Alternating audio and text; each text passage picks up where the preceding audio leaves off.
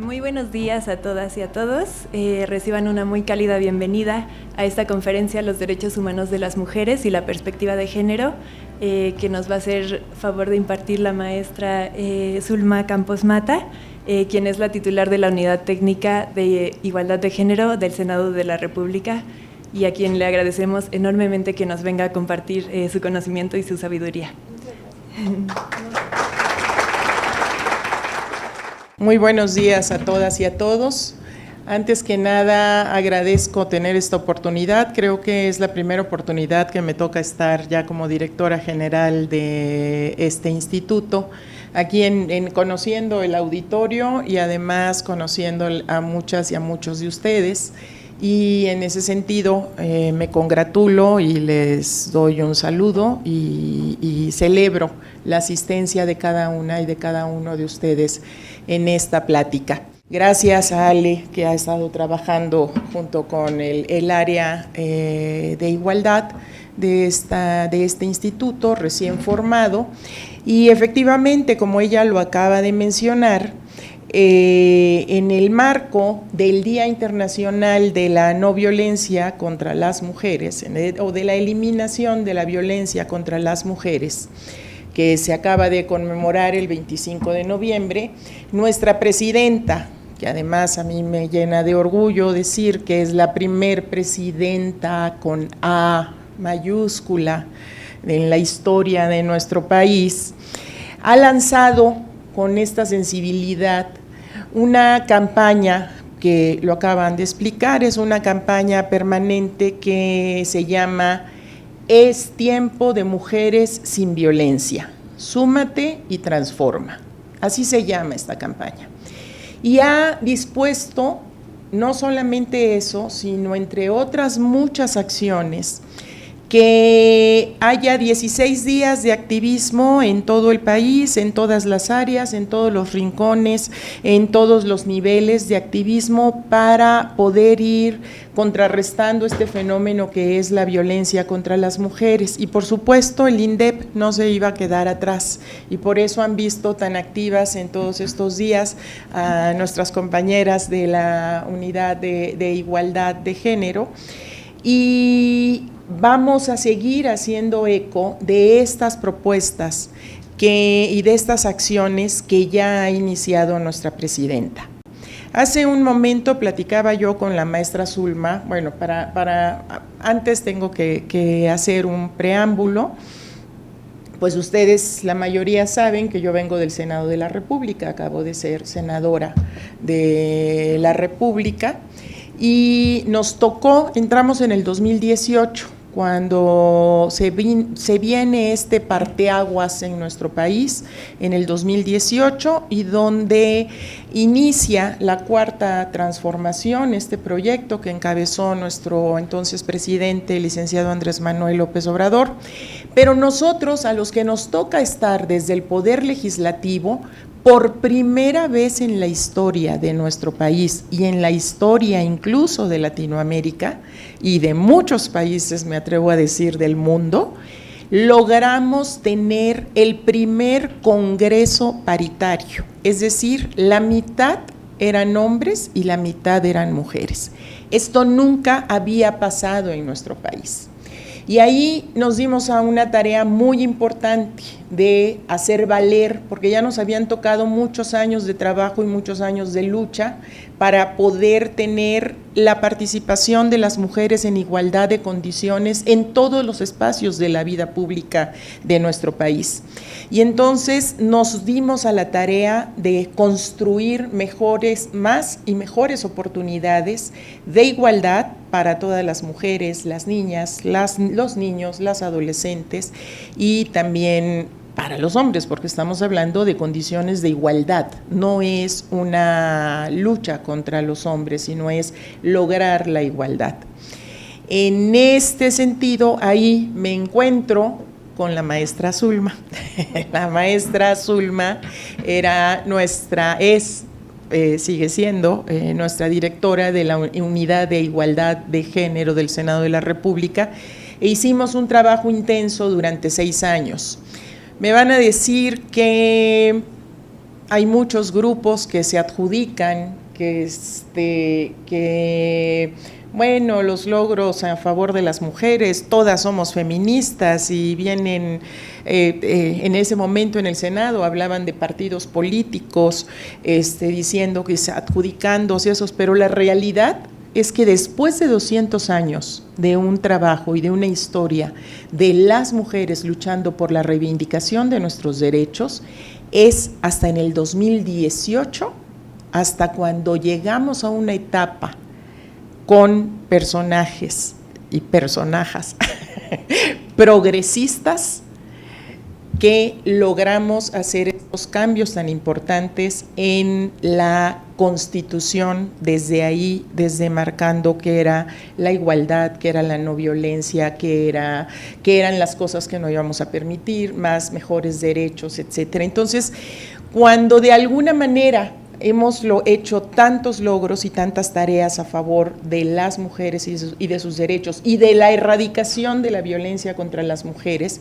pues por supuesto que vemos de alguna manera como un logro de todas, pero como un rayo de esperanza y como una motivación para no dejar de luchar cada día, en que hoy por primera vez tengamos a una presidenta con A en nuestro país, porque sabemos que una mujer presidenta va a poner estos ojos y esta mirada sensible sobre los problemas de las mujeres, sobre las situaciones que a lo mejor, y no digo porque los hombres no lo sufran, sino porque a lo mejor solamente las mujeres los vivimos o los percibimos, porque además vivimos en México y en todo el mundo una situación de idiosincrasia donde siempre la mujer pues ha estado relegada, donde la mujer ha estado, como lo ha dicho la presidenta hace poco, que le dicen, hey, calladita te ves más bonita, quédate ahí, o tú no puedes, esto que lo hagan los hombres. No, pues ahora cuando ella habla de que con ella llegamos todas, es que ya no vamos a estar calladitas, es que ya no vamos a estar relegadas, es que vamos a estar trabajando para demostrar no solamente que sí podemos y que sí estamos capacitadas en igualdad de condiciones para hacer cualquier actividad en la vida pública de nuestro país, pero también para cuidarnos unas a otras. También para proteger y educar a nuestras niñas y a nuestros niños en este nuevo esquema que es el de igualdad, que acabemos entre todas y entre todos con los estereotipos e ir diciendo tú no puedes, tú no debes y nada más el rosa o cosas de esta naturaleza. No iba a hablar, pero sí tenía que decir por qué me llena de tanto orgullo poder estar aquí hoy con ustedes en este momento clave de nuestro país, pero además celebrando las acciones de nuestra presidenta, porque lo primero que hace es decir, ok, muy bien, el Instituto de las Mujeres, para empezar, ya no va a ser Instituto de las Mujeres, va a ser Secretaría de las Mujeres. Y arranca esta campaña de Es tiempo de mujeres sin violencia, con una serie de acciones, no nada más como un acto, sino con una serie de acciones muy concretas y muy específicas que abarca desde cambios estructurales y cambios que han hecho en el legislativo, en la Constitución, que han seguido trabajando, y eso me da mucho gusto porque además ahorita Zulma me acaba de entregar todo lo que han hecho en estos 2 meses o un mes, llevan 2 meses, también muy importante. Pero nuestra presidenta diseñó 10 acciones, 10 líneas de acción muy específicas para ir acabando contra la violencia. Desde la creación de fiscalías especializadas y abogadas de las mujeres, hasta fortalecer los modelos de prevención de la violencia feminicida en cada entidad, acompañar con presupuesto estatal el esfuerzo de la Federación en materia de prevención y de atención a la violencia contra las mujeres, de realizar las campañas permanentes, como es en lo que estamos tratando de coadyuvar nosotros en la parte que nos toca, coordinar con los estados y municipios estas acciones, las capacitaciones al personal, etcétera. Y sin más preámbulo, yo voy a dejar, porque le pedimos a la maestra, que es una experta en la materia, que yo estimo mucho, que yo respeto mucho, porque hemos aprendido mucho juntas y hemos dado muchas batallas también juntas. Zuleima también, la maestra Zuleima también estuvo ahí con nosotros batallando. Quiero decirles, porque no me voy a quedar callada con esto, perdón, pero esto sí lo tengo que presumir. Fui presidenta del Senado y en el momento en que fui presidenta del Senado de la República, yo les puedo decir que cambiamos la estructura en el Senado de la República. Y más del 55% de todos los cargos directivos de la administración fueron mujeres. Era directora de Igualdad, directora jurídica, directora administrativa, y así les puedo decir, directora de transparencia, directora de capacitación, y les puedo decir todas las áreas en que cambiamos a mujeres. Y bueno, en esta lucha, por supuesto, nos unimos a colectivos, nos unimos a organizaciones, y la ONU Mujeres fue un aliado siempre de nosotros. Y quiero terminar nada más diciéndoles que yo espero que aquí el INDEP sea un ejemplo de igualdad, sea un ejemplo de respeto a las mujeres, sea un ejemplo de, por supuesto, todas las prácticas estas ya obsoletas del pasado que venían prevaleciendo, no me refiero aquí, sino como parte de una cultura general de hostigamiento, acosos, y eso tiene que quedar descartado de la vida pública de nuestro país en cualquier centro laboral. Y decirles nada más que la violencia contra las mujeres puede y debe prevenirse. La violencia contra las mujeres en cualquier modalidad, sea violencia física, psicológica, económica, política, del tipo que sea, de todas las violencias, no es normal y no tenemos por qué aceptarla ni tolerarla de ninguna manera. Tenemos todas el derecho a vivir una vida libres de violencias. Y hoy por hoy concluyo diciéndoles que no estamos solas, nos tenemos a nosotras mismas, pero hoy tenemos a una mujer presidenta que se está ocupando de este tema.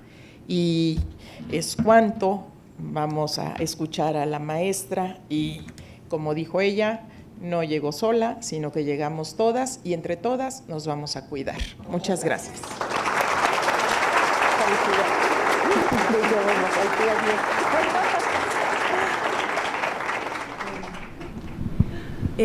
Simplemente para darle la palabra a la maestra, quiero agradecer nuevamente las palabras de la directora y agradecer muchísimo también que esté aquí, ¿no? Que esté en este puesto el día de hoy, acompañándonos al igual que la presidenta, y también sobre todo celebrando toda la trayectoria que ha tenido en materia de igualdad de género, ¿no? Que ha sido una de las pioneras desde los momentos en que fue diputada de parte de en representación de Tabasco, hasta cuando justamente fue la primera mujer presidenta de la mesa directiva del Senado del siglo XXI. Entonces, y por todos los logros de paridad que se realizaron. Entonces, para darle la presentación a la maestra, quiero presentarles a la maestra Zulma Campos Mata, quien es abogada especialista en Derecho Penal, maestra en Derecho Procesal Penal, Procedimiento Penal Acusatorio y Juicios Orales, posgraduada en las materias de Derechos Humanos, Psicología y Género, y quien ha desempeñado diversos cargos en la Administración Pública Federal, entre ellos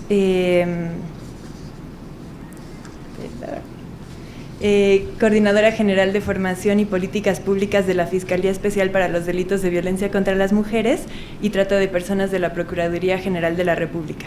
Ha sido también directora general de vinculación en la Comisión Ejecutiva de Atención a Víctimas del Gobierno de la República y en la Administración Pública de la Ciudad de México fue subprocuradora de Atención a Víctimas del Delito y Servicios a la Comunidad, fiscal central de Investigación de Delitos Sexuales y subsecretaria de Participación Ciudadana y Prevención del Delito. También ha sido consultora de la Oficina de las Naciones Unidas contra la Droga y el Delito, impartiendo capacitación dirigida para la transversalización de la perspectiva de género e instancias gubernamentales. Actualmente es titular de la Unidad Técnica para la Igualdad de Género del Senado de la República, coordinadora del Grupo de Enlaces de Género de Parlaméricas y es integrante del Grupo Asesor Técnico Ad Honorem de la Comisión Nacional de los Derechos Humanos. Muchísimas gracias nuevamente, maestra, por estar aquí. Muy buenos días. Gracias a la directora general por este espacio. Para mí siempre será senadora también y bueno, pues, ¿qué les digo de los cargos?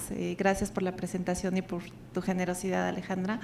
Es para mí un honor estar el día de hoy, como bien decía la directora general, es tiempo de mujeres, pero yo creo que no es solamente tiempo de mujeres, creo que es tiempo de reconocernos entre nosotras mismas.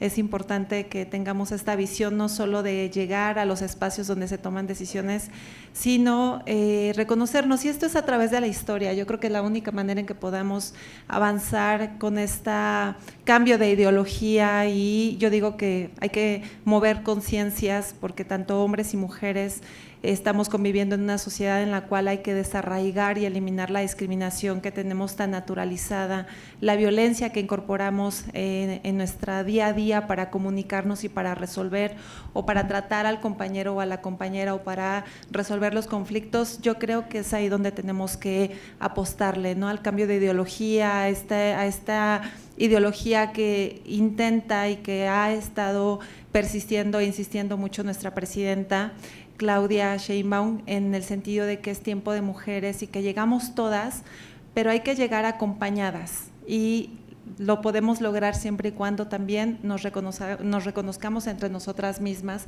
pero también necesitamos el apoyo y la colaboración permanente de hombres que estén dispuestos a apoyarnos y también avanzar al lado de nosotras, no adelante ni atrás, sino al lado. Preparé una conferencia que creo que nos va a llevar un poquito a hacer este movimiento histórico de retomar en dónde estamos actualmente. Hablaba la directora general sobre reformas en materia de igualdad sustantiva, que es tan importante que en nuestra Constitución esté ya consagrado el principio de igualdad sustantiva, y de reformas que van encaminadas a la justicia social, pero con perspectiva de género. Y mucho se ha hablado de la perspectiva de género y pareciera que metemos el discurso en la perspectiva de género, pero en realidad nunca nos detenemos a saber qué es realmente la perspectiva de género, en qué consiste y cómo la puedo aplicar, incluso hasta en la manera en que redacto un oficio, en la manera en que me comunico a través de un proceso laboral, en la manera en que decida los horarios de mis colaboradoras y mis colaboradores. Eso es aplicar la perspectiva de género, este enfoque diferenciado para conocer las circunstancias que hacen particular a una mujer a diferencia de un hombre, o que puede impactar de manera diferente la decisión que estamos tomando. Entonces, si les parece, si me apoyan por favor, mucho hablamos justamente de este tema y me voy a permitir, gracias,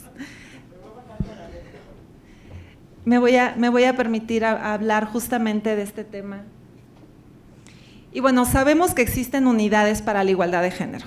Tenemos aquí una unidad que es de reciente creación, yo soy titular de una unidad de género, pero ahorita nos vamos a regresar un poquito al movimiento histórico del feminismo, que es un movimiento social, no es ideología, Las feministas no somos corrientes, no transitamos de una corriente o de una ideología, que a final de cuentas sí lo es, pero es un movimiento social internacional. Entonces ahorita vamos a hablar justamente de eso, pero yo creo que es importante hablar de cuál es la razón y cuándo comienza el mundo, porque estoy hablando a nivel internacional, el mundo a identificar que es necesaria hablar y abordar la perspectiva de género y qué es. y es justamente en una reunión que se tiene, en una conferencia mundial que se tiene en Beijing, China, en 1995, en donde México colaboró con una delegación de mujeres expertas, mexicanas, feministas. Entre ellas, bueno, ustedes conocen seguramente o han conocido a Patricia Mercado, por ejemplo, ahora diputada, anteriormente senadora, Marta Lucía Mitchell, ahora senadora, anteriormente también diputada, estuvo acompañando el movimiento Marcela Lagarde y otras feministas que seguramente ustedes conocen, fueron a Beijing justamente a esta reunión, y es justamente en esta plataforma en donde se establece que es necesario crear mecanismos para el adelanto de las mujeres, porque ya había habido unas conferencias previas, que ahorita se las voy a mencionar, en las cuales se había abordado la necesidad de visibilizar la violencia contra las mujeres y la discriminación, pero esta plataforma es la que obliga a los estados firmantes justamente a crear mecanismos para impulsar el adelanto de las mujeres, es decir, no eran suficientes ya los compromisos de los estados que formaban parte de esta plataforma, sino era necesario crear mecanismos, y es cuando aquí en México se crea el Instituto Nacional de las Mujeres, que ahora, como bien decía la directora general, se crea una Secretaría de las Mujeres a cargo de la licenciada Citlali, senadora con licencia obviamente, y que ahorita está justamente trabajando en toda la transformación del sistema de igualdad en nuestro país.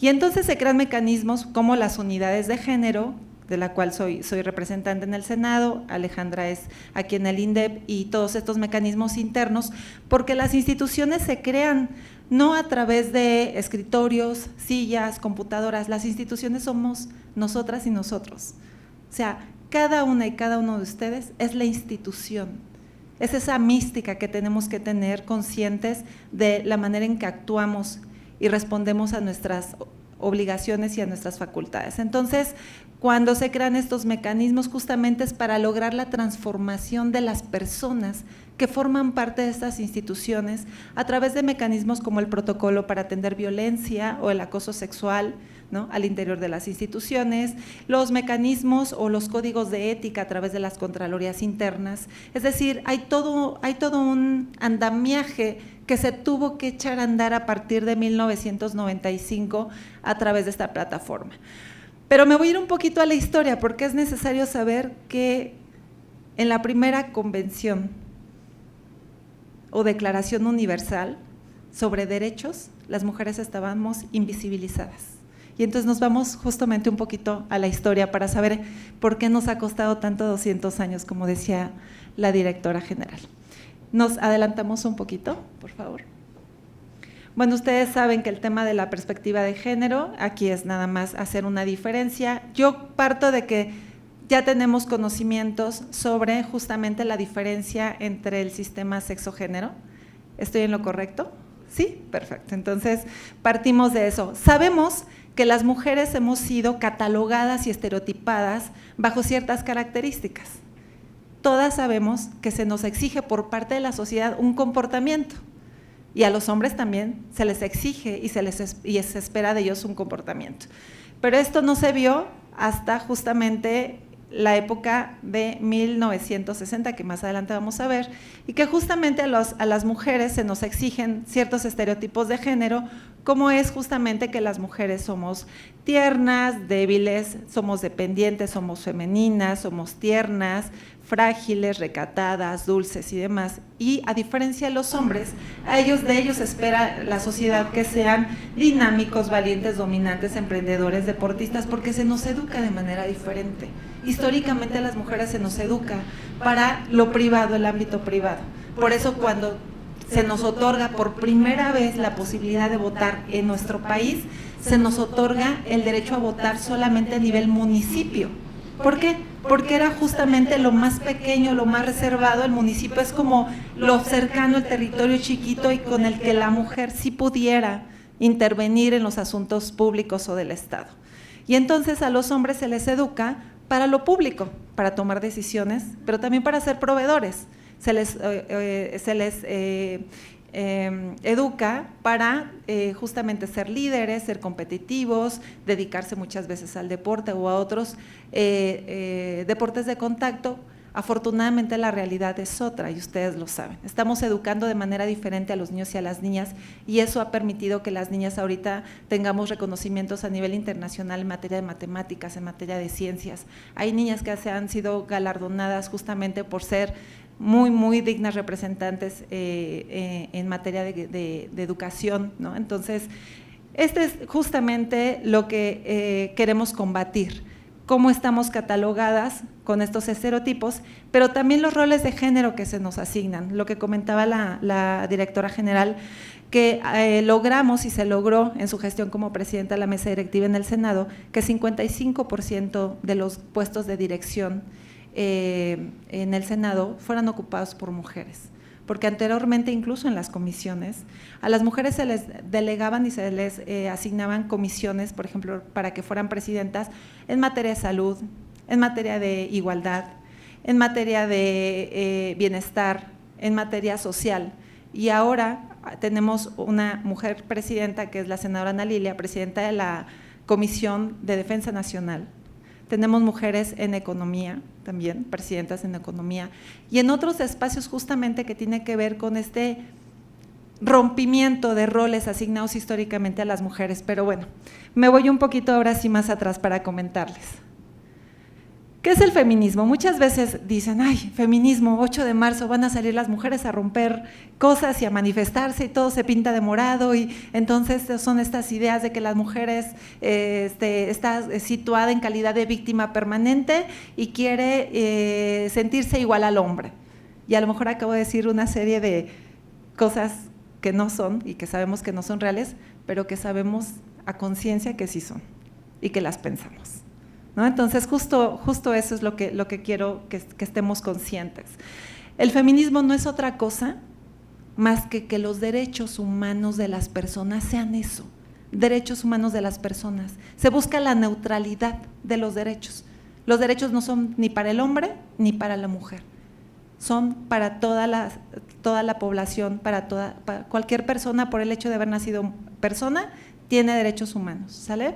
Y entonces, justamente, este feminismo y este movimiento que es social, es un movimiento social, pero es internacional y es un movimiento revolucionario pacífico. No hay alguna revolución o alguna guerra que haya abanderado el feminismo en el que haya muertes, salvo obviamente el hecho que nos conmemora el día 25 de noviembre por el asesinato justamente de las hermanas Mirabal en República Dominicana, que es el origen del día 25 de noviembre, en donde en 1960 ellas fueron asesinadas bajo un régimen dictatorial en República Dominicana, y por eso se conmemora el 25 de noviembre, porque se recuerda el asesinato de estas 3 hermanas que eran activistas políticas que obviamente buscaban la justicia social en su país. Y entonces justamente es el feminismo, como ya se comentaba también por la directora general, que ONU Mujeres es una institución y una organización aliada, define como la defensa de la igualdad de derechos sociales, políticos, legales, económicos de la mujer respecto al hombre. Pero si se fijan, ahorita nos vamos a ir justamente un poco a la historia, porque aquí estamos hablando de derechos sociales, políticos, legales y económicos de la mujer. Y se escucha muy fácil, se puede nombrar en una frase, pero nos ha costado mucho ganar cada uno de estos derechos. La que sigue, por favor. ¿Han escuchado hablar de las olas del feminismo? Sí, por allá me dicen que sí. Bueno, sabemos perfectamente que se dice que hay 4 olas. La 4ª ola es la que estamos viviendo actualmente, y ahorita vamos a hablar de la realidad y de lo que estamos viviendo. Pero cuando yo les comentaba lo que nos ha costado a las mujeres llegar y que se nos reconozcan nuestros derechos, es justamente porque en la primera declaración de los derechos del hombre que ocurrió en Francia, un grupo de hombres todos obviamente, se sentaron a redactar una declaración que hablara de los derechos del hombre y del ciudadano. Estamos hablando de 1789, en Francia, en Europa. Y quiero que situemos esta parte de continente, porque ahorita nos vamos a regresar a qué estaba pasando en México en esa época, ¿no? ¿Dónde estaban las mujeres que estaban haciendo en la Revolución Mexicana y cuánto les costó también que se les reconociera el derecho a la ciudadanía incluso?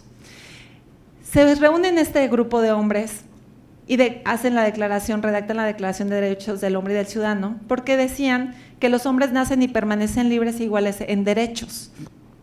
Las distinciones sociales solo pueden fundarse en la utilidad común, es decir, frente al Estado y obviamente bajo un bien común.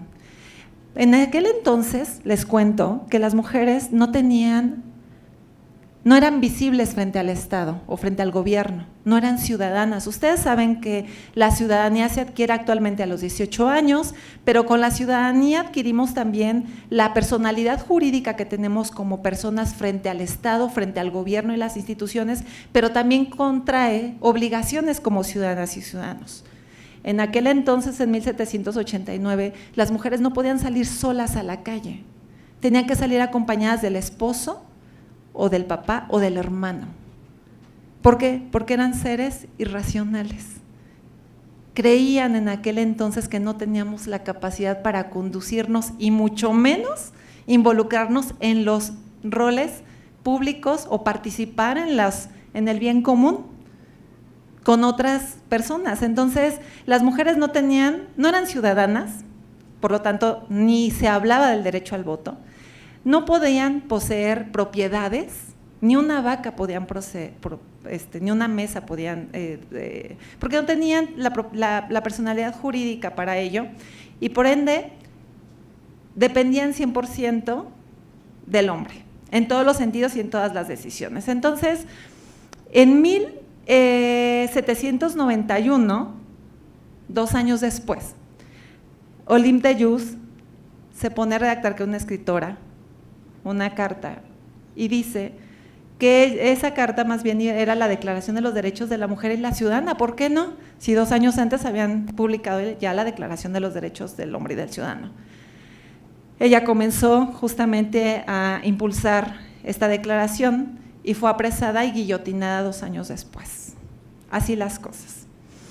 Posteriormente, Mary Wollstonecraft, en 1792, en Reino Unido, esto es en Francia, en Reino Unido, redacta la Vindicación de los Derechos de la Mujer, justamente es una de las primeras obras de literatura y filosofía feminista. Fíjense, ¿a qué nivel? No era nivel declaración universal, era una obra literaria y filosófica. Es decir, ella creía, soñaba, proyectaba el reconocimiento de la vindicación o reivindicación, como le llamamos, de los derechos de la mujer. Y entonces es cuando comienzan en Europa a cuestionar estos movimientos feministas que ya se estaban organizando, del origen que tenían las mujeres frente a los hombres como subordinación y que estaban recluidas a la esfera doméstica.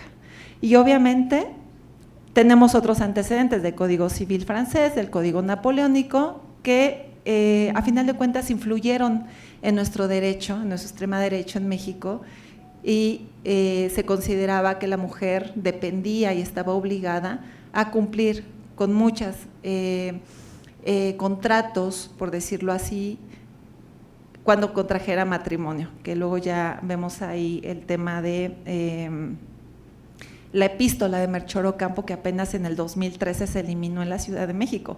¿Cuántas y cuántas de ustedes se casaron antes del 2013? Levanten la mano. ¿Les leyeron la epístola en la ciudad? ¿Sí? Sí, efectivamente. Y la epístola decía que el hombre protegerá, proveerá y resolverá, y la mujer será, estará… Exacto, decidirá el hombre y la mujer administrará los bienes y le debe lealtad, y ¿no? Bendito Dios, que en el 2013 nos la volaron en la Ciudad de México. Desconozco si en otros estados de la República, porque hay estados muy conservadores, por no decirles retrógrados, retros, que todavía tienen, por ejemplo, yo me acuerdo, fui a dar una conferencia, una capacitación a Monterrey, y yo analizaba el Código Penal de Monterrey, y el abuso sexual lo clasificaban todavía como atentados al pudor. ¿Al pudor de quién? ¿Bajo el enfoque de quién? ¿Cuál era la moral de quién? ¿Bajo qué expectativa de quién? Entonces, todavía tenemos esos bachezotes, pero estamos trabajando mucho para que armonicen sus leyes. Entonces, justo lo que les acabo de comentar, es la primera ola del feminismo. Las mujeres estaban invisibilizadas, pero sin embargo ya se estaban generando escritos desde el espacio de la literatura y filosofía para identificar que había una relación desigual entre las mujeres y hombres, que había un juego de poder desigual entre mujeres y hombres y que necesitábamos ser, primero, ¿qué? Ser visibles frente al Estado. Es decir, aquí estamos, somos personas, tenemos personalidad jurídica y así como yo tengo obligaciones contigo, también yo necesito que tú me reconozcas. ¿Y cuál fue el primer intento para tener esta personalidad y el derecho que les comentaba ahorita, derechos políticos, sociales, económicos, eran los derechos políticos? ¿Cuál fue? El derecho al voto. La que sigue, por favor. Nace el movimiento sufragista, las sufragistas que aquí vemos de manera muy sutil, les decían que parecían sándwiches, que se reían de las mujeres, porque ellas salían justamente en Europa a demandar el derecho al voto, decir, nosotras tenemos posibilidad, necesidad más bien, de que se nos reconozca, pero ellas salían acompañadas de hombres, las mujeres no se manifestaban solas, entonces ahí logramos esta foto, pero siempre salían acompañadas. Y lo que ellas buscaban era el reconocimiento de la ciudadanía frente al Estado. Esta es la primera ola del feminismo. La que sigue, por favor.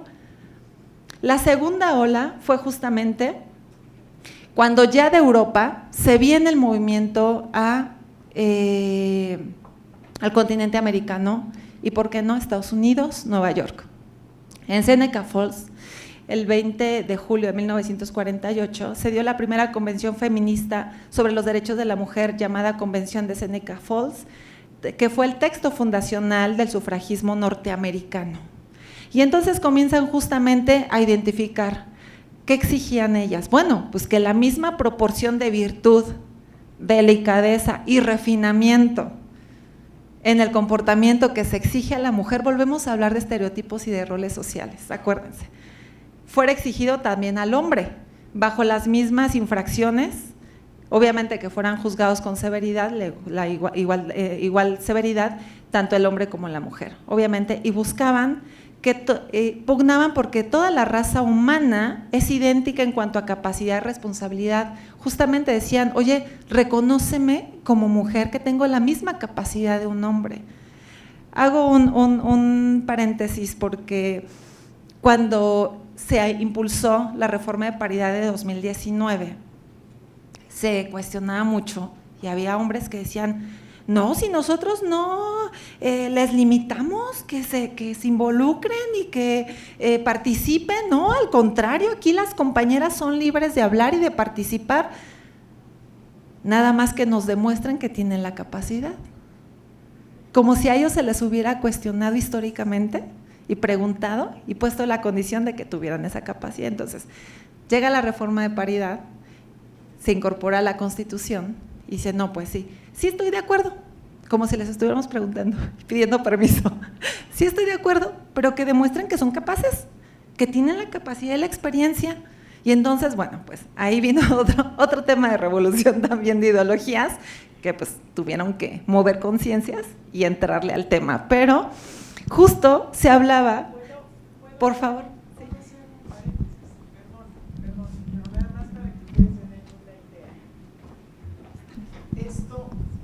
Esto, perdón, yo estoy rompiendo el orden. Esto que acaba de decir la maestra Zulma pasó en el 2019, no en el siglo XIX, no en el siglo XVIII, en el 2019. Y esto precisamente que acaba de decir, o sea, nos decían, no pasen, no metas al orden del día esa reforma de paridad. O sea, digo, no, va, ya lo aprobamos en comisiones, así que va. Pasa un poquito. Y como presidenta del Senado estoy dirigiendo una sesión, se arma una trifulca y un senador me agrede, un senador me violenta, o sea, siendo presidenta del Senado, o sea, yo dirigiendo, se me va encima y me violenta y, o sea, fue un zipizape verdaderamente. ¿Y qué creen que dijeron los compañeros del Senado? 2019-2020. Ah, pues quería ser presidenta del Senado, ¿no? Pues ahora te aguantas. Con una violencia física que vio todo México en las pantallas y eso, y las columnas y los compañeros dijeron, pues ¿para qué te metes? Si tú querías ser presidente del Senado, pues ahora te aguantas. Así funciona.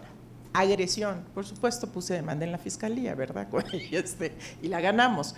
Pero para que ustedes nada más se fijen, y se den cuenta de que estamos hablando de temas actuales. Y bueno, justo esto que comenta la senadora se sigue viviendo, y no solamente en el espacio legislativo, sino en la administración pública federal, en instituciones, en organismos, en donde dicen, ok, llega una mujer, ¿no? Habrá que ver.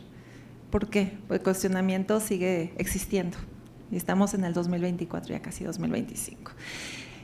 Entonces, justo con esta exigencia, estas organizaciones que ya se iban diseminando en otras partes del mundo, comienza la segunda ola del feminismo, es decir, se comienza ya a reconocer el derecho de asociación de las mujeres. Las mujeres ya se podían reunir, a redactar, a establecer, a compartir ideologías y a pugnar o exigir justamente ver visibilizadas por el Estado. La que sigue, por favor.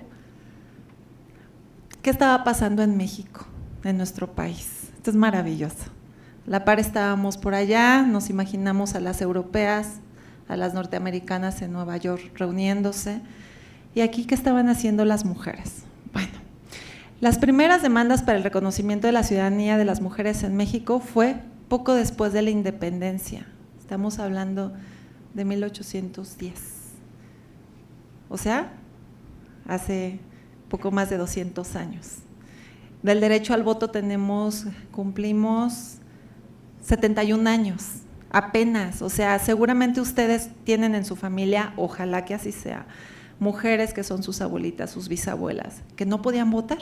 Y ellas les contarán todo lo que les costaba, ¿no? Lo que representó justamente. Hicimos un video muy bonito que después tengo entendido que la directora general se los compartirá, está a disposición en la página del Senado, en donde hacemos esta relatoría de lo que ha costado a las mujeres llegar, o nos ha costado, porque me incluyo, justamente con esta invisibilización permanente que parece que está arraigada, porque así es, culturalmente en nuestro país. Y bueno, en 1824, o sea, 4 años después de haberse declarado la independencia, un grupo de mujeres zacatecanas escribieron una carta al primer Congreso Constituyente, justo, porque además, ¿por qué no? El primer Congreso Constituyente pues era integrado solo por hombres. En ese entonces, ellas exigían un trato de ciudadanas por su aportación al movimiento de independencia. ¿Por qué? Pues porque las mujeres estaban involucradas en el movimiento de independencia y de la revolución también, ¿no? Las mujeres escribían cartas, servían como correo, iban y llevaban misivas, financiaban con sus, bueno, tenemos a Leona Vicario, ¿no?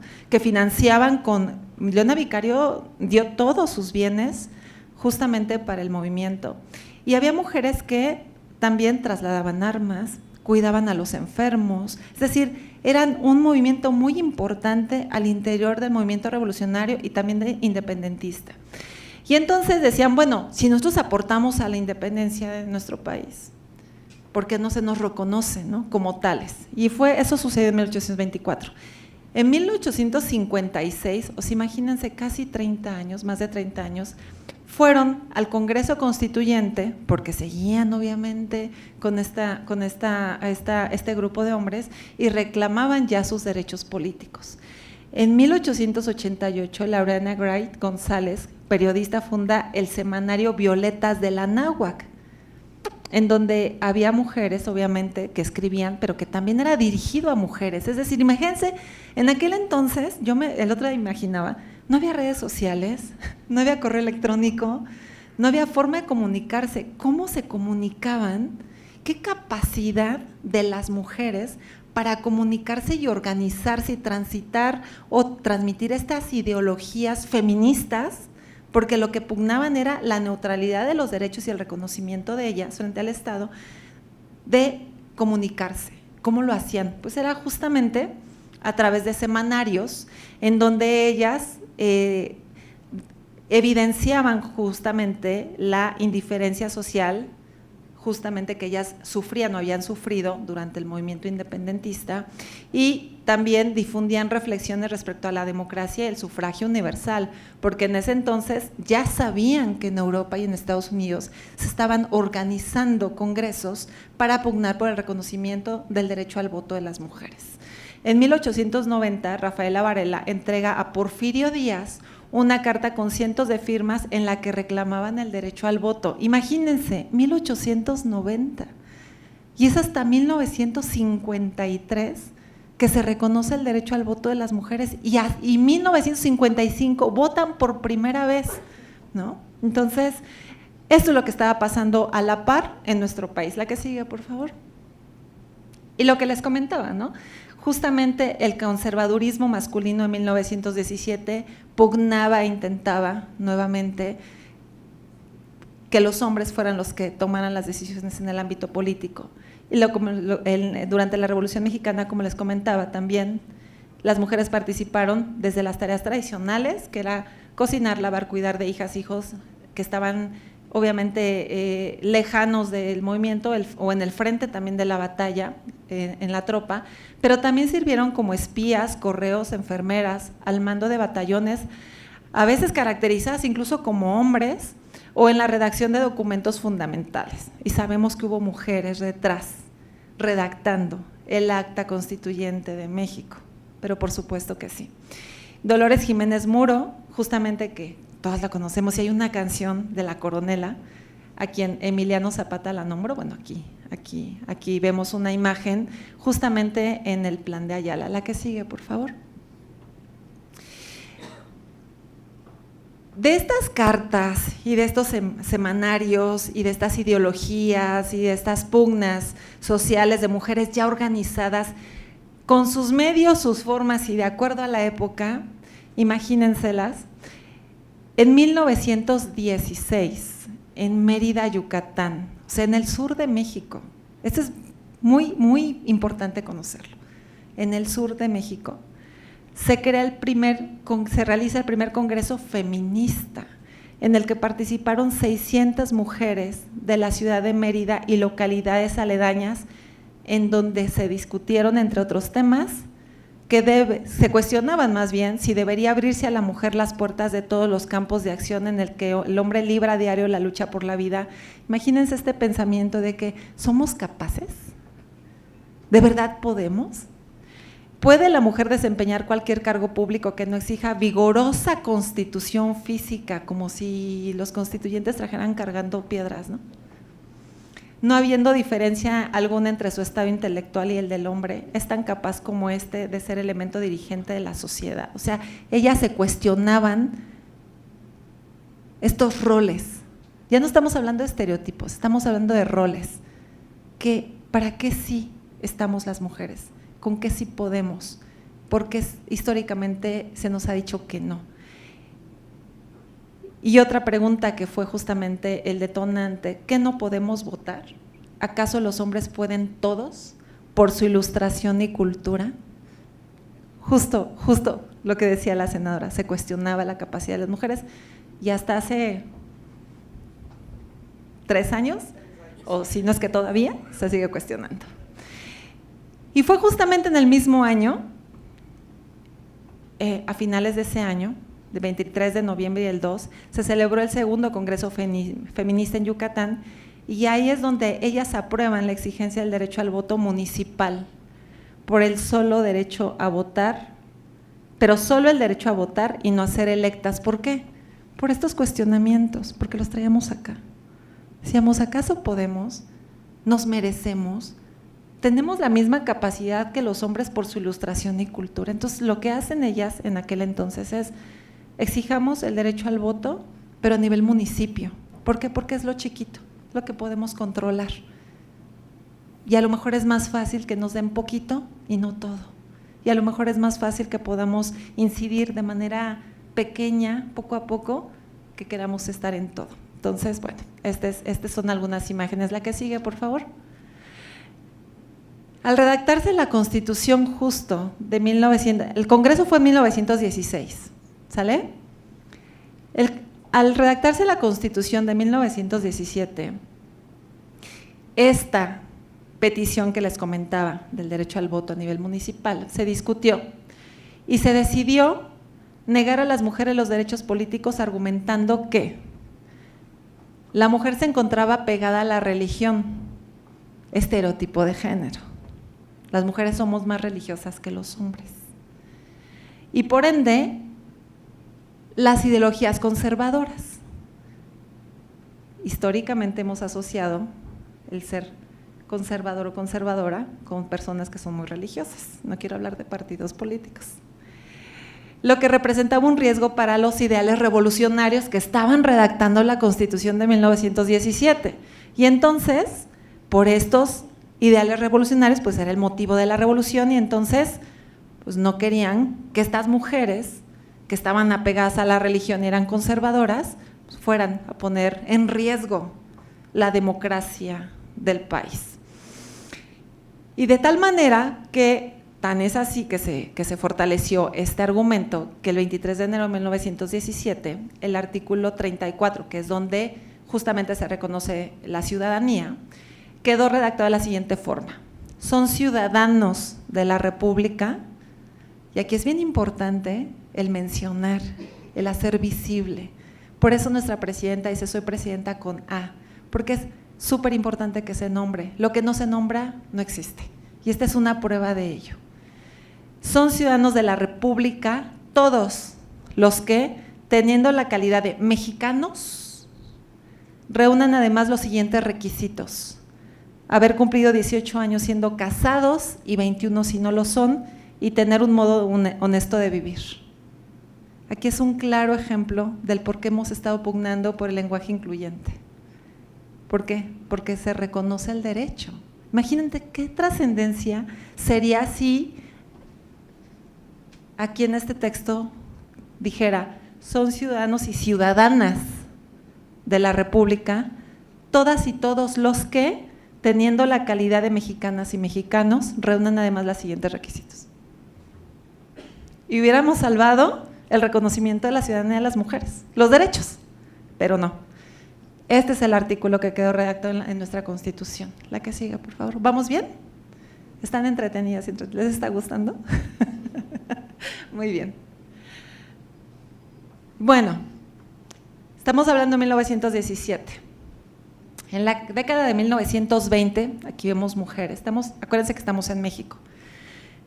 Tenemos movimientos en pro de los derechos políticos, obviamente, y fueron abanderados por la Liga Panamericana y por el Consejo Feminista Mexicano, fundado en 1913. Aquí ya empezamos con estas organizaciones y asociaciones que en aquel entonces no se le llamaba feminismo, porque ni siquiera nos pasaba por aquí el concepto, no lo conocíamos, pero sabía que había mujeres agrupadas con una ideología común que era el reconocimiento de sus derechos. Este Consejo Feminista fue fundado en 1913 por Elena Torres y Refugio García, aquí vemos una imagen. Y entonces, justamente el Consejo Nacional hablaba de la emancipación de las mujeres en los ámbitos social, político y económico, y se exigía ya no solo el reconocimiento a la ciudadanía, se exigía el pago igual a trabajo igual. Seguimos pugnando por igualdad salarial que todavía no logramos al 100%. 200 años después, pero bueno, ahí vamos, falta menos. Faltan 100 años según, bueno, faltan 30 años para que logremos la igualdad en el mundo, igualdad sustantiva, y ahorita vamos a platicar de eso. Se solicitaba el acceso, se exigía el acceso para mujeres a las mismas posiciones de responsabilidad que los hombres. En aquel entonces, imagínense, o sea, hace 100 años. Se exigía también que hubiera comisiones mixtas de hombres y mujeres en donde se resolvieran los conflictos dentro de las fábricas y obviamente más que justificado y trabajado era el derecho al voto. Después de este Consejo Nacional de Mujeres, aquí en la Ciudad de México es bien importante porque la primera conferencia mundial de las mujeres se celebró aquí en 1975 en nuestro país. Somos cuna de esa conferencia en donde se reunieron, ahorita lo vamos a platicar, las mujeres de todo el mundo, representantes de Estado también, y dijeron, oigan, lo mismo que les sufren y que viven las mujeres en el continente europeo, en el continente americano, en todos los países, en los 5 continentes.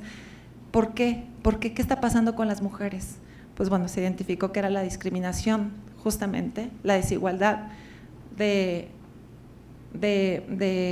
los sexos, que era lo que prevalecía y por eso se producía la violencia incluso en contra de las mujeres.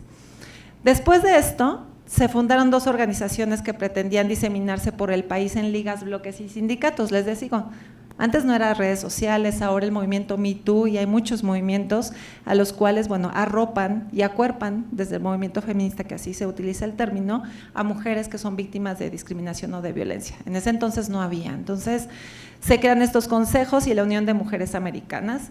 La primera de ellas estaba, como ya les comentaba, Elena Torres y Refugio García, fundadoras del Partido Comunista Mexicano, y Margarita Robles Mendoza de la Unión de Mujeres Americanas. La que sigue, por favor. Esto casi no lo van a ver, pero bueno, logramos el derecho al voto. En 1955 se registraron las primeras elecciones en donde mujeres ejercieron su derecho al voto y a ser votadas. Fueron electas 4 mujeres en 1955 a 1958, en ese periodo, ¿sale? Entonces, finalmente, bueno, esto es lo material. Finalmente, el 17 de octubre de 1953, como les comentaba, se publicó el decreto mediante el cual Miguel Alemán tomó la iniciativa para reconocer el derecho al voto de las mujeres en el ámbito municipal. Y bueno, tras el trámite en la Cámara de Diputados y Senadores, la iniciativa se aprobó y esta vez sí se publicó, porque durante el encargo del general Lázaro Cárdenas, él se comprometió a decretar el derecho al voto. Sin embargo, nunca se publicó, a pesar de que fue aprobado.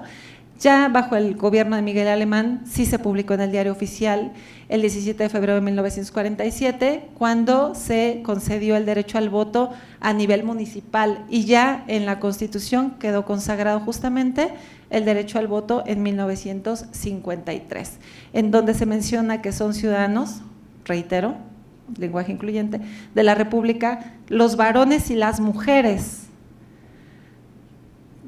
que teniendo la calidad de mexicanos reúnan además los siguientes requisitos: haber cumplido 18 años casados o 21 si no lo son, y tener un modo honesto de vivir. Así quedó el reconocimiento al derecho al voto durante el presidente Miguel Alemán, que es quien aprueba la iniciativa para el voto a nivel municipal. Posteriormente es consecuencia necesaria en 1953 el derecho al voto de las mujeres. La que sigue, por favor. Y bueno, esto es nada más para darnos una idea de lo que hemos platicado, que en 1974 se reformó nuevamente el artículo 4, se hablaba en su primera parte, el primer párrafo, que el varón y la mujer son iguales ante la ley. Durante la legislatura que participó la senadora Mónica Fernández, seguramente lo recordará, el senador Martí propuso justamente hacer una reforma al artículo 4 constitucional, para cambiar la palabra varón a hombre. ¿Por qué? Porque justamente la palabra varón implica ciertas características y estereotipos de género, de superioridad o condiciones frente a la mujer, que hacen una diferencia. Entonces, se reformó el artículo 4 en el 2019 para que quedara nuestro artículo 4, que es el dogma, nuestro dogma principal sobre igualdad, en el que se establece que la mujer y el hombre son iguales ante la ley. Este es solamente para ver un poquito más los avances ya un poco más materializados del feminismo. La que sigue, por favor. Y bueno, muchas de ustedes ya nos tocó la tercera ola del feminismo, nos habíamos quedado en la segunda, ¿se acuerdan? El tema del reconocimiento del derecho al voto. Justamente en estos años, 1960-2000, comenzamos a hablar del género, ¿no? Y de identificar qué nos hace diferentes a los hombres y a las mujeres. Bueno, pues es un tema cultural, no es un tema que depende del sexo con el que nacemos. Son características esperadas, condiciones o roles esperados de las mujeres y de los hombres en una sociedad. Se comienzan a identificar las injusticias impuestas por las culturas y no por la naturaleza, que era lo que les comentaba. Aparece, por ejemplo, las primeras análisis sobre género, aparecen mujeres candidatas elegibles y para ser electas publican mujeres, que ya lo veníamos haciendo, se crean los anticonceptivos y se usan los anticonceptivos, es decir, las mujeres tienen la posibilidad de controlar y regular la fecundidad. Se consigue el divorcio, anteriormente no estaba reconocido el divorcio, se concede el derecho a divorciarse por parte de las mujeres, practican el amor libre, la unión libre. Obviamente viene todo el tema de la diversidad, se legislan y practican políticas de igualdad de género, surge el Movimiento de Liberación Nacional en Estados Unidos y ya del feminismo como tal surgen diversas corrientes, la radical liberal, de la igualdad, disidente, negro, cultural, lésbico, ecofeminismo, de la diferencia, transfeminismo, ciberfeminismo, abolicionista y marxista. Todas estas son corrientes, pero todas unidas justamente por la sustancia fundamental del feminismo, que es la neutralidad de los derechos. La que sigue, por favor, esta es la tercera ola. Y justo ya nos vamos acercando a nuestra contemporaneidad. La primera Conferencia Mundial sobre la Mujer, como les comentaba, se realizó en 1975. Tenemos aquí imágenes en donde mujeres de todo el mundo y líderes de todo el mundo se reunieron para identificar qué era lo que estaba pasando con las mujeres. A partir de esta primera conferencia se comienzan a trabajar, que seguramente ustedes ya conocen, dos instrumentos fundamentales, que es la Convención de la CEDAW, que es la Convención para eliminar la discriminación en contra de la mujer, y la Convención Belém-do-Pará, justamente, que es la Convención Interamericana para erradicar la violencia contra la mujer. La que sigue, por favor. Y entonces vamos avanzando en la historia. Acordémonos de aquellas mujeres que estaban luchando y que no podían salir solas a manifestarse, ahora ya están reunidas tomando decisiones en el ámbito político y democrático y los asuntos públicos del mundo, no solo de un país, del mundo. Y entonces se realiza 4 conferencias que son las que nos tienen el día de hoy aquí. La que les comentaba en 1975, en 1980 Copenhague, pero entre esta y esta se gesta justamente la Convención de la CEDAW para eliminar la discriminación. ¿Por qué?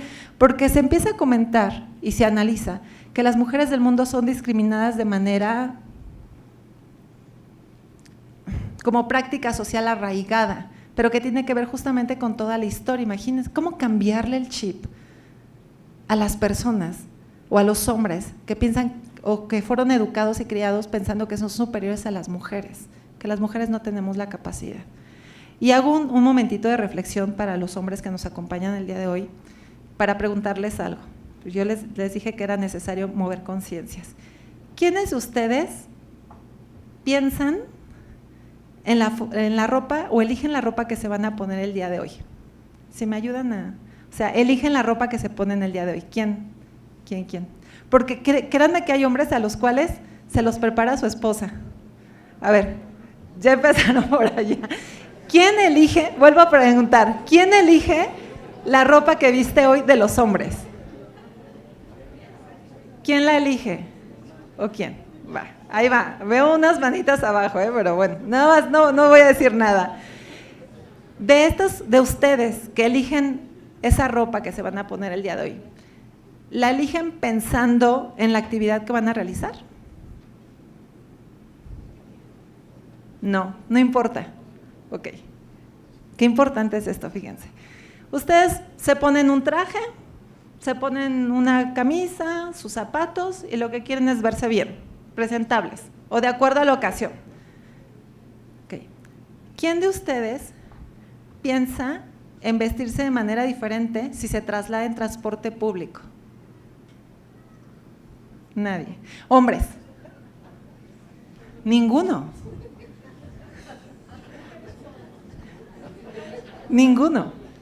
¿Quién de ustedes se viste de manera diferente si sale en la noche del trabajo y va a transitar por una calle oscura? Ninguno.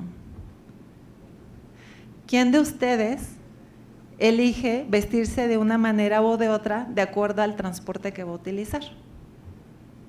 Ninguno. Mujeres.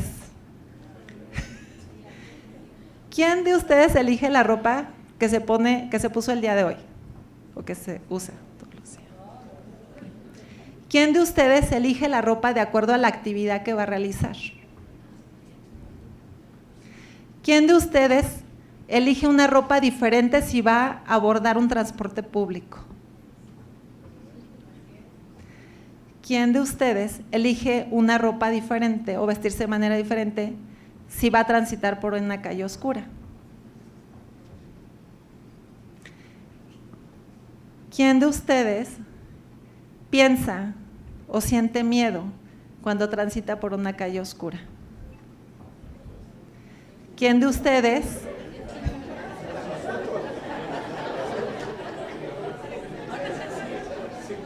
Hay de todos y claro, ¿por qué no? ¿Quién de ustedes siente miedo por transitar en una calle oscura si ven a un hombre acercarse?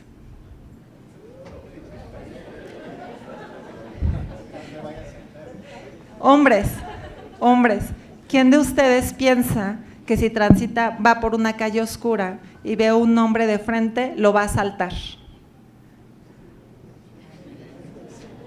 Hombres, ¿quién de ustedes piensa o siente miedo si van caminando en una calle oscura y ven a un hombre y piensan que los va a violar?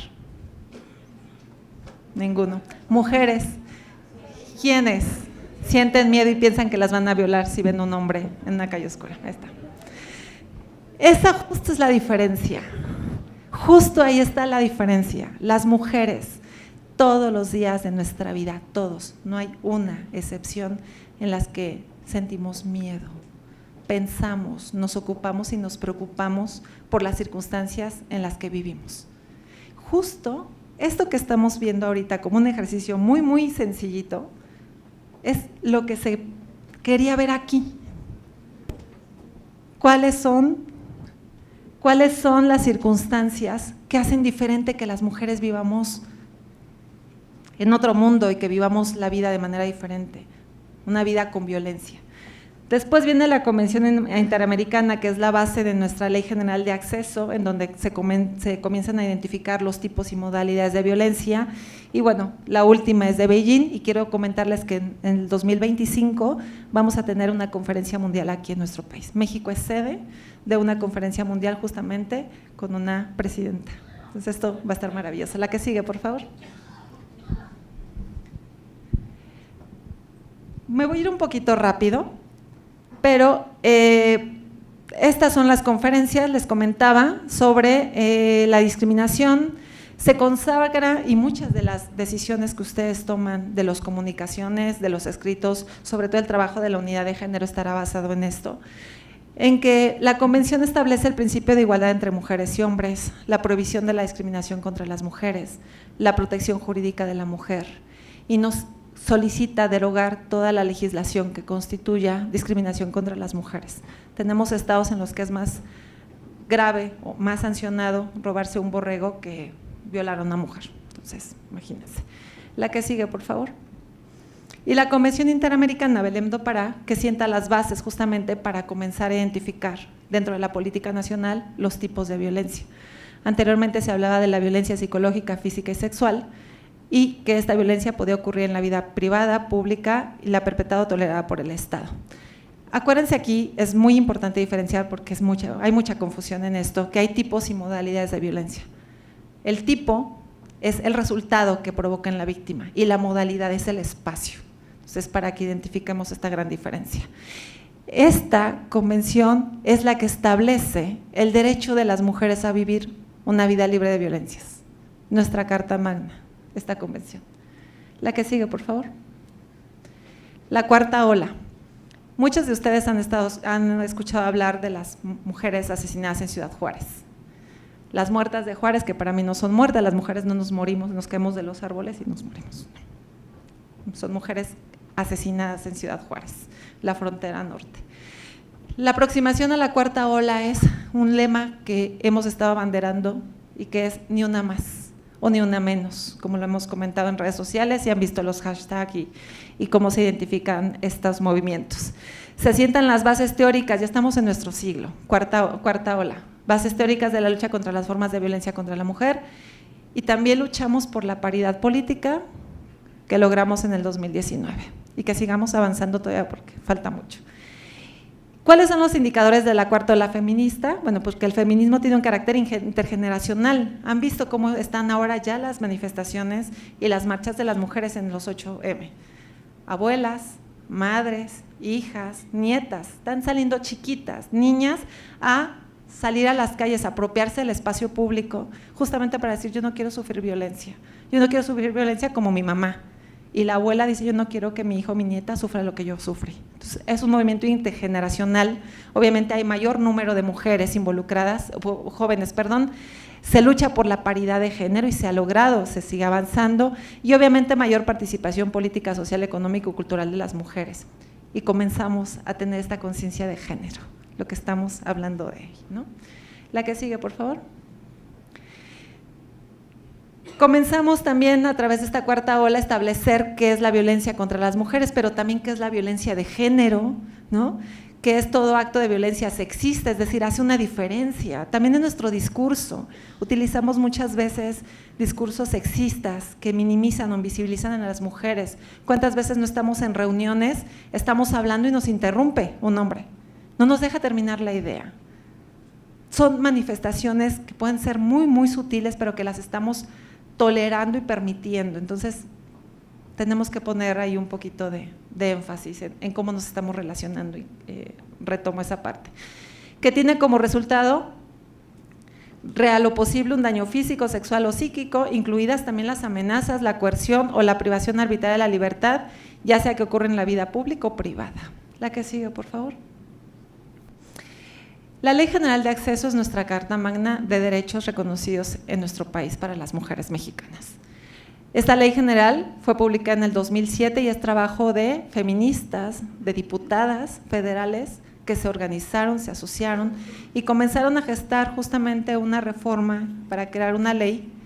Justo la senadora Mónica participó y sabemos exactamente, en donde decían, es que necesitamos tener una ley, porque muchos hombres dijeron, a ver, ¿cómo las mujeres tienen una ley general? ¿Cómo las mujeres tienen una ley que protege, que reconoce sus derechos y los hombres no tenemos una ley especial? ¿Y por qué las mujeres tenemos centros de justicia e instancias especiales? Tienen, y los hombres no tenemos centros de justicia para hombres. Sí existen, nada más que no lo saben buscar.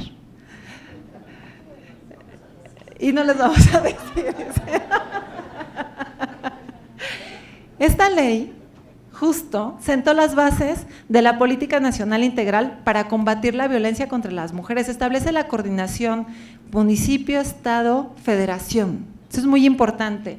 Se crea justamente la alerta de violencia de género, que es una herramienta impulsada por Marcela Lagarde, que hago extensivo la invitación a la directora general, si me permite. Tenemos un foro el 10 de diciembre en el Senado de la República, va a estar Marcela Lagarde con nosotras, justamente hablando del reconocimiento de los derechos humanos.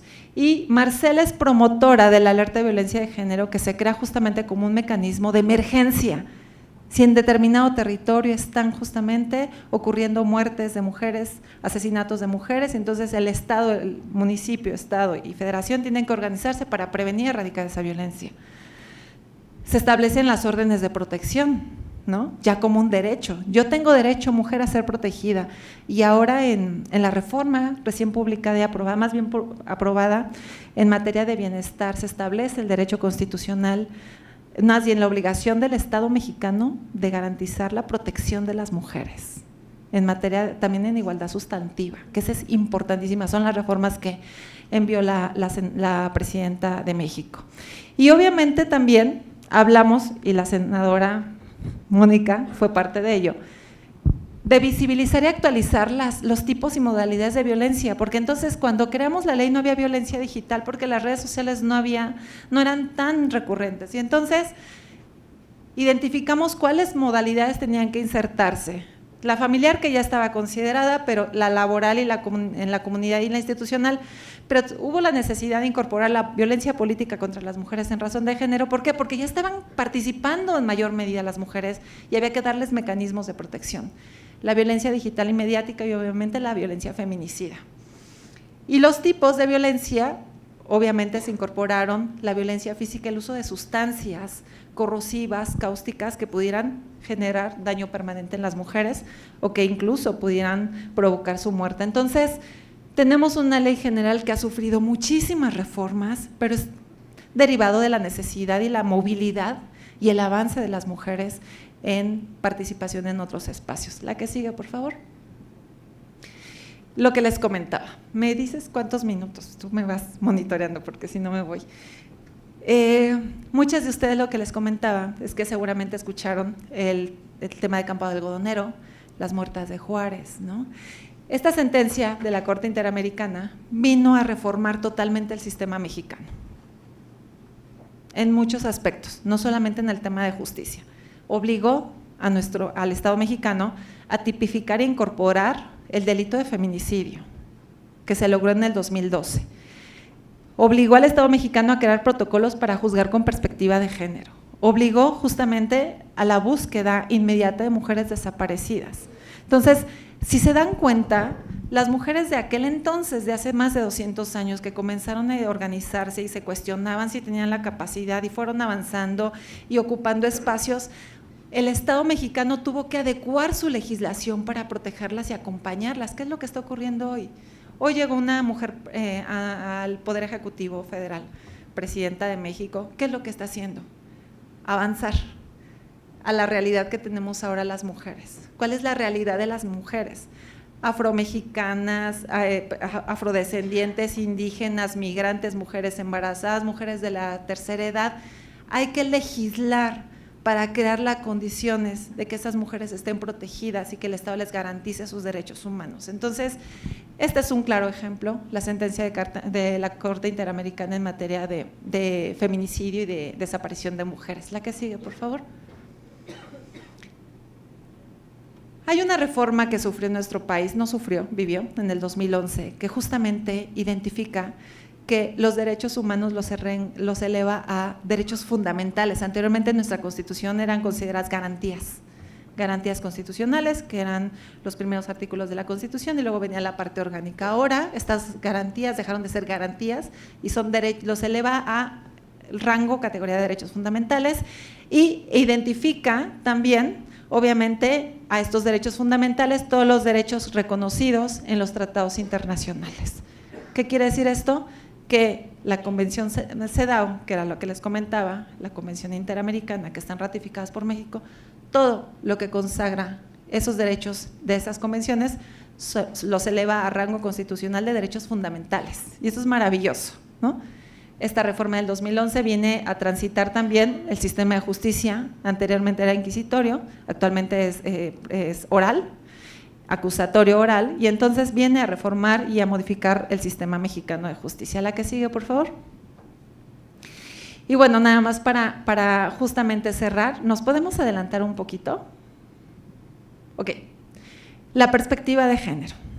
Ya avanzamos, ya nos reconocieron derechos, ya participamos, ya formamos parte del 50% de los cargos públicos.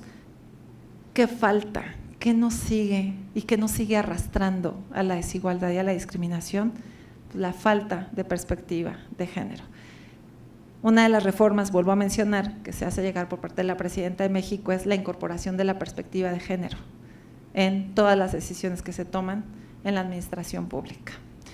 La perspectiva de género es una herramienta de análisis que permite explicar las características, relaciones y comportamientos entre hombres y mujeres, dando cuenta de la existencia de un género femenino y un género masculino, ¿no? Pero sin que ello implique la superioridad de uno sobre el otro. La base es la igualdad, dejando de lado las desigualdades y las jerarquías preestablecidas. De esta manera, la perspectiva de género es una herramienta eficaz para disminuir la discriminación que sufren las mujeres al entender el impacto diferenciado que tienen sobre ellas los programas, proyectos, políticas o las decisiones que tomamos incluso al interior de nuestras oficinas. Sirve no solo como un remedio para contrarrestar los efectos nocivos que el derecho produce o puede producir por sí mismo hacia las mujeres, sino también constituye una poderosa herramienta para lograr equilibrar aquellas relaciones desiguales que ya sabemos que son culturales y que también ya vimos que son históricas, de poder que se fomentan y que fomentan la violación de derechos humanos tanto de hombres como mujeres. Ojo, no quiere decir que solo a las mujeres se les violan sus derechos humanos, ¿eh? Aquí está bien clarito. Es también la violación de derechos humanos de los hombres. La que sigue, por favor. Por ende, no es solamente la perspectiva de género aplica, y eso sí es importante dejarlo claro, no solo aplica para mujeres, aplica para identificar y lograr la igualdad entre sexos, entre el hombre y la mujer. No beneficia ni perjudica uno a otro, sino que busca la igualdad. ¿Qué tengo que hacer para aplicar la perspectiva de género? En lo que sea, política pública, programa, decisión, reformas, cualquier tema es, como principio, hacer un análisis sobre la igualdad como derecho, ¿no? ¿En qué está afectando este tema y ponderando la igualdad? La discriminación, la interseccionalidad, ¿no? Si son mujeres indígenas, están embarazadas o son migrantes, o si es una mujer indígena de la tercera edad, pero además todas estas intersecciones que puede tener una persona, no solo una mujer, se tienen que analizar. Interculturalidad, bueno, pues no se diga, ¿no? Nuestro país es un país multicultural. Los estereotipos de género, es decir, lo que esperamos del hombre y de la mujer. ¿Qué se espera por parte de la sociedad? Y yo en mi política pública, en mi programa, en mi decisión o en mi reforma tengo que analizar cómo voy a eliminar esos estereotipos de género o cómo puedo sacar mi iniciativa o mi decisión o mi programa eliminando estos estereotipos y obviamente lo básico, y ya lo vimos, lenguaje incluyente, ¿no? Aquí es súper importante y también hago extensiva la invitación si en un momento dado podemos hacer algo para avanzar con el tema del lenguaje incluyente en el instituto, con todo gusto estamos para apoyar. Estos son justamente las categorías de análisis que tenemos que identificar, que incorporar, y ahora sí nos regresamos a la que teníamos, esa mera. Y bueno, pues es solamente las reformas constitucionales. ¿Cuál es? Pues el reto justamente es identificar y analizar el derecho a armonizar, ¿no? Este derecho que está vigente y que tiene que considerar las diferentes realidades de las mujeres, que era lo que les comentaba, ¿no? De ahí las reformas a la Ley General de Acceso, que capture la multiplicidad de experiencias ante la opresión y el poder a partir de un análisis de las conexiones que existen entre los diversos tipos de discriminaciones y violencias, no solo del sexo y del género, sino también de la edad, mujeres con discapacidad u hombres con discapacidad. La condición social, ¿les suena? O de salud, la orientación sexual, el origen étnico o nacional, por ejemplo. ¿Cuántas veces no discriminamos a las personas migrantes? Desde este momento, bueno, podemos advertir que desde esta visión, el garantizar un derecho humano, desde esta perspectiva, en el trabajo legislativo, obviamente, va a impactar en la reforma de distintas disposiciones legales que pues seguramente lo irán viviendo y transitando también como parte de la administración pública. Las últimas reformas y más importantes, pues tenemos la reforma de paridad, el reconocimiento de pueblos y comunidades afromexicanas y obviamente la suspensión de derechos para ocupar cargo, empleo, comisión del servicio público, que es la medida 3 de 3 que impulsó la senadora Mónica Fernández, también en el Senado, que es obviamente para eliminar o quitar la posibilidad de las personas que son generadoras de violencia o deudores alimentarios y que pretendan ocupar un cargo público. Estamos transformando México, continuamos transformando, avanzando y bueno, pues espero que este recorrido desde lo más histórico y hasta nuestros tiempos les haya sido de mucha utilidad. Muchas gracias por la oportunidad, gracias por el espacio. Espero no haberme extralimitado en el tiempo. Muchas gracias. Gracias, querida Zulma. Gracias. Como ven, no nos equivocamos al traer a una ponente que conoce todo de pe a pa. ¿Pueden poner la última lámina de la maestra? La penúltima que nos enseñó. Esta. ¿Por qué la dejo? ¿Por qué lo pedí? No me subí a esto, me subí ya nada más a dar las gracias y el reconocimiento. Pero nosotros estamos trabajando ahorita en el INDEP un tema muy importante. Estamos haciendo una evaluación de desempeño y estamos a partir de ahí, ya todas las áreas del INDEP, vamos a estar trabajando para poder hacer y redactar nuestros nuevos, como le llaman, pobalines y nuestros nuevos esquemas en relación a cada uno de los procesos de trabajo de todo, que comprenden todo el instituto. Ahorita estaba yo mencionándolo con la maestra Paulina, que a todas las áreas, y es un mensaje que aprovecho, no debemos de perder de vista esto. Debemos de hacer nuestro trabajo con perspectiva de género. Y eso implica que también tengamos presente la perspectiva de género al hacer todos nuestros procesos, nuestras líneas de acción y todos nuestros reglamentos internos, procesos internos, porque de eso depende que cada uno que vayamos pudiendo hacer un país mejor con una nueva cultura que integre todos estos principios que además ya nuestra presidenta ha mandado para que se incorporen a la Constitución, y entonces nosotros pues tenemos que hacer la parte que nos corresponde.